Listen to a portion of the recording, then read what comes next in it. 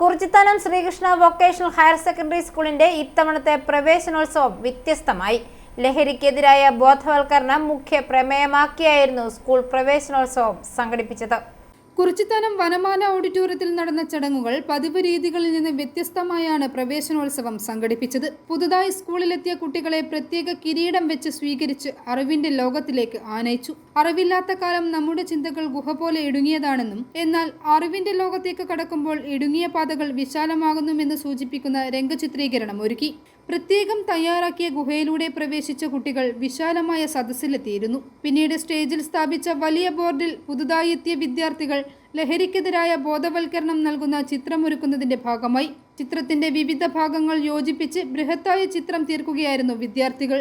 60 ചെറിയ കാർഡ്ബോർഡുകൾ യോജിപ്പിച്ചാണ് ലഹരിക്കെതിരായ ബോധവൽക്കരണം നൽകുന്ന സേ ടു നോ ഡ്രഗ്സ് ചിത്രം പൂർത്തിയാക്കിയത്. പുതിയ വിദ്യാർത്ഥികൾക്ക് ഏവർക്കും പഠനോപകരണങ്ങളും മിഠായിയും അടങ്ങിയ ബോക്സ് സമ്മാനിച്ചു. സ്കൂളിലെ പുതുമുഖങ്ങൾക്ക് ഫലവൃക്ഷ തൈകൾ നൽകി പ്രകൃതി സംരക്ഷണത്തിന്റെ സന്ദേശവും നൽകി. ശ്രീകൃഷ്ണ സ്കൂളിന്റെ പ്രവേശനോത്സവം സമാപിച്ചു. ചടങ്ങിൽ school manager Pazhayidam Mohanan Namboothiri, PTA president CK Rajesh Kumar, ward member Santhosh Kumar, അധ്യാപകർ, PTA എക്സിക്യൂട്ടീവ് അംഗങ്ങൾ തുടങ്ങിയവർ പങ്കെടുത്തു.